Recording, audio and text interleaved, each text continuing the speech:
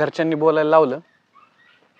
मी अगोदर जेन्युइन सांगतो, मी भरपूर मुली पाहिल्या, पण त्यांच्या बऱ्याच अपेक्षा असतात.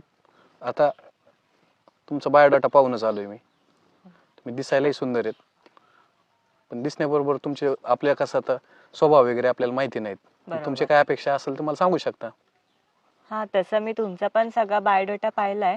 माझ्या जास्त काही अपेक्षा नाहीत. ज्या सगळ्या मुलींच्या असतात तेवढ्याच माझ्या पण अपेक्षा आहेत.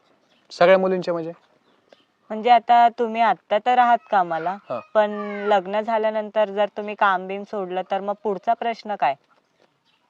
मग त्याच्यासाठीच माझ्या छोट्याशाच आता अपेक्षा तुमचं आहे. बी एज्युकेशन समजा एवढं झालेलं आहे, हो, मग तुम्हाला जॉब करण्याची इच्छा आहे का? तुम्ही जर चांगलं कमवत असाल तर मग मी का काम करायचं ना असं. म्हणजे तू पण स्वतः फक्त हाऊस वाईफच बनणार आहे का? हो हो आरोग्यात बोलले चालेल ना? हो हो, चालेल चालेल. माझ्या काही अपेक्षा नाही तेवढ्या.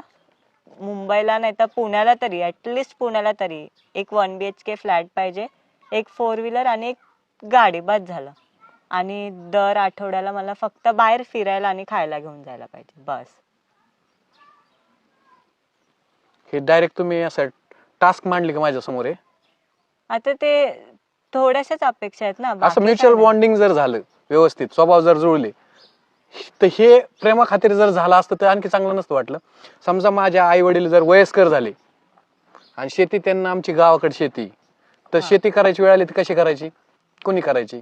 मग अशा वेळेस मी जॉब सोडून आलं आणि माझं उत्पन्न जर गावाकडे चांगलं झालं, मी व्यवसाय व्यवस्थित स्थिर केला, ते योग्य नाही का?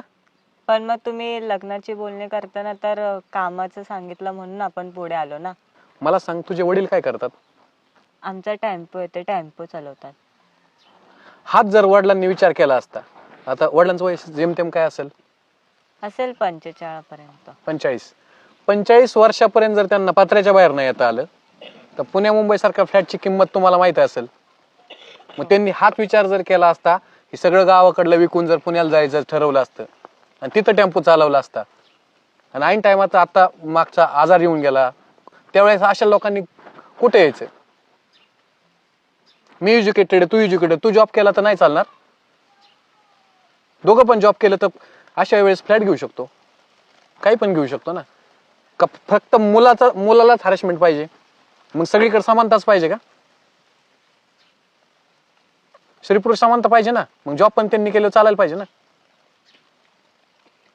मग तुमच्यासारख्या मुलींनी जर जर पुणे मुंबईचा हट्ट धरला तर गावाकडे मुली उरतील का? ह्याच कारणामुळे माझं आतापर्यंत लग्न थांबलेलं आहे.